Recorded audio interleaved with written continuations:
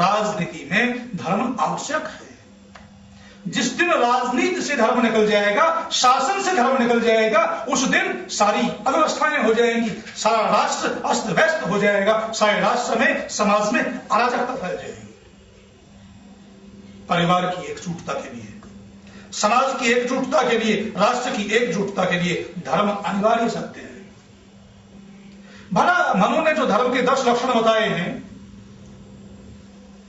धृति क्षमा धृति क्षमा दम अस्तेय आदि आदि जो लक्षण बताए हैं, तो ये किसी संप्रदाय की बात कहां कर रहे हैं?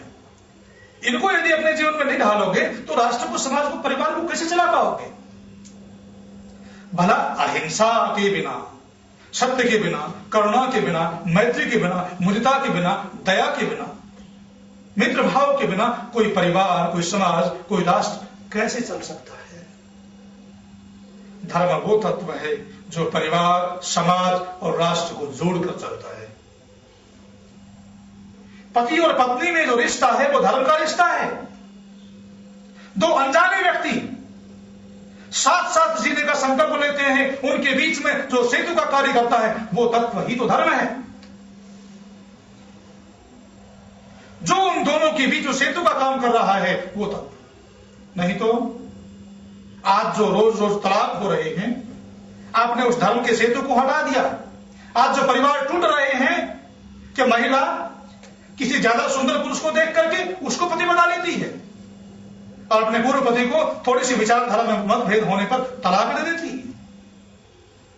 धर्म को अपने जीवन से निकाल दिया, परिवार टूट रहे हैं, समाज टूट रहा है और राष्ट्र में अव्यवस्था हो रही है। आतंकवादी सर उठा रहे हैं क्योंकि आपने कह दिया कि मेरा देश धर्मनिरपेक्ष है, धर्म से कोई सरोकार नहीं। चाहे कोई अन्याय करे, चाहे कोई अत्याचार करे, चाहे कोई खून की नदियां बहाए, निर्बलों को सताए, आपको तो धर्म से कोई सरोकार है ही नहीं। आपका देश तो धर्मनिरपेक्ष राष्ट्र है। जब तक इस देश में धर्म का शासन रहा, राजनीति पर धर्म का अंकुश रहा, तब तक इस देश में सुख का साम्राज्य था, शांति का साम्राज्य था। सृष्टि से लेकर महाभारत पर्यंत 200 करोड़ वर्षों की संस्कृति, इतनी पुरानी संस्कृति यह है भारतवर्ष की। सृष्टि से लेकर महाभारत पर्यंत इस देश का चक्रवर्ती साम्राज्य सारी दुनिया पर रहा था, क्योंकि उस समय तक राजनीति पर, शासन पर, शासक पर, राजा पर और प्रजा पर धर्म का अंकुश था।